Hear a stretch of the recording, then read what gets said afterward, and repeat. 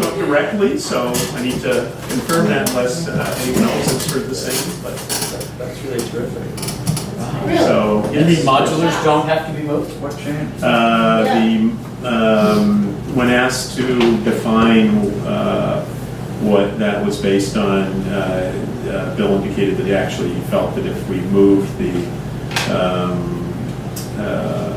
ramps and the steps away from the modulars, they could be accessed, that he was fine with that, and that we would go ahead with the rest of it. And so all the signatures were received, and we are good to go. So as soon as we can actually move in, he indicated that he was happy for us to move in furnishings and that kind of thing whenever we wish, and that students can occupy it as soon as we're ready to go inside there, and then just move the ramps and the steps away from the modulars, and the students can be inside and go to class. So we've been in touch with several moving companies and are putting those pieces together and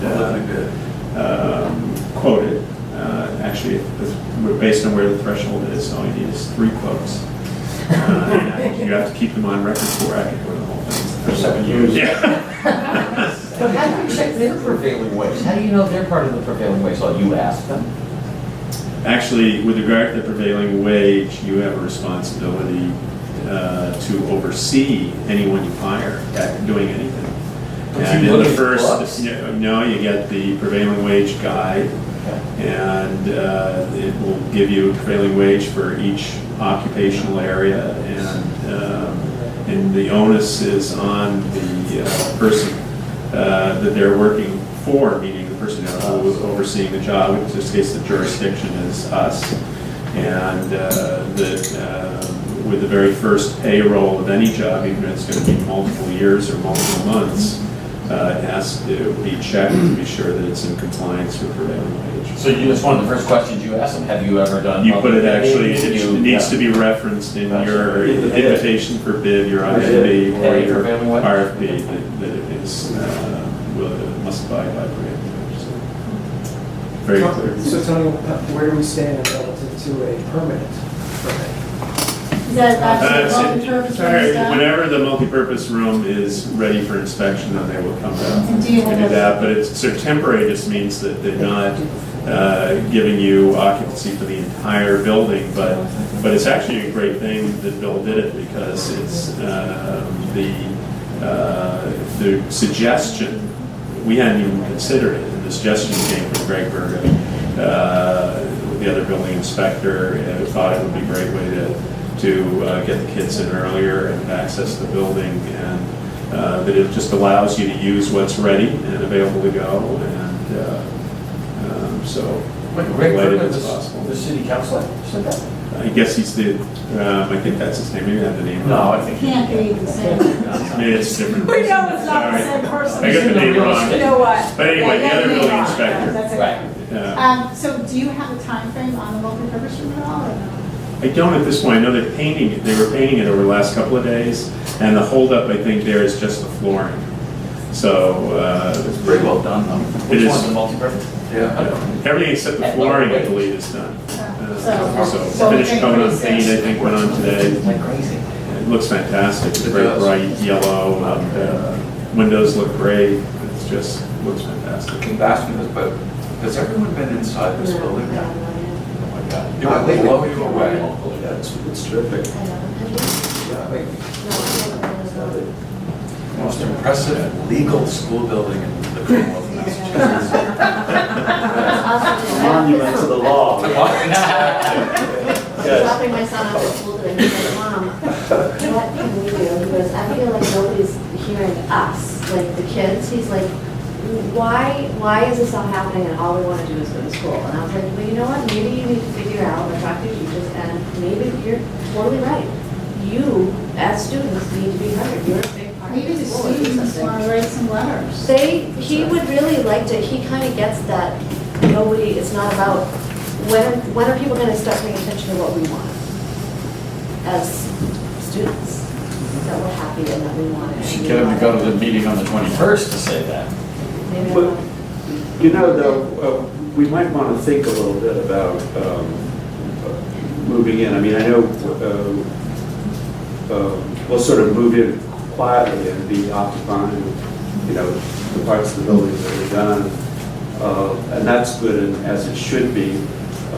But this summer with the teachers, we talked about making a real occasion of the grand opening, and not only doing that with a parade and, you know, music and everything, but also having, you know, having some of the classes working a bit toward that in terms of things that they're doing, you know, in curriculum, and thinking about exhibitions and displays and things we want to do.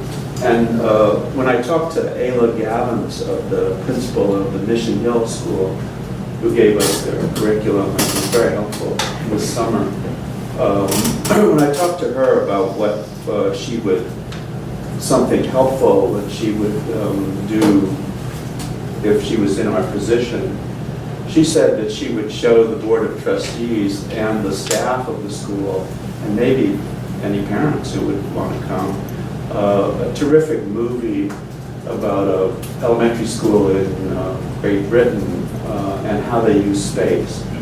And she just said that it would sort of tune everybody's minds in to the idea that this was brand new space and that we could sort of do some of the things with it that we want, rather than just moving in and inhabiting it, you know, without thinking about it. I mean, I'm sure every classroom teacher has an idea already of what they want their room to look like. That is, you know, a given.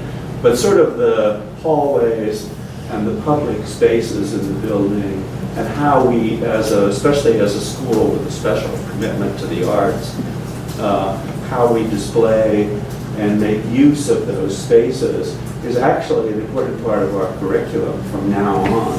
And so we might take the opening as a chance to celebrate the space and begin to sort of use it, but maybe also find a time when trustees and parents and staff could take a look at something like this. It's about a half-hour film, I think.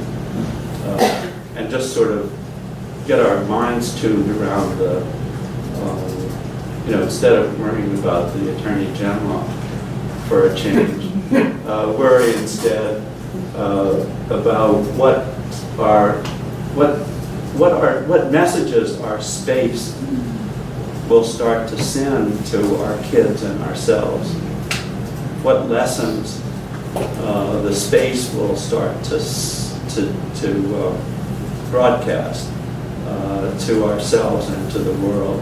And also, one of the new prospects for the Board of Trustees that I talked to said we should definitely line up media people, like the Channel 5 reporter who came here before, and the cable people, and also, of course, the Gloucester Times and the Beacon, to do a spread on the grand opening. I mean, that should be something that we actually put a little planning into.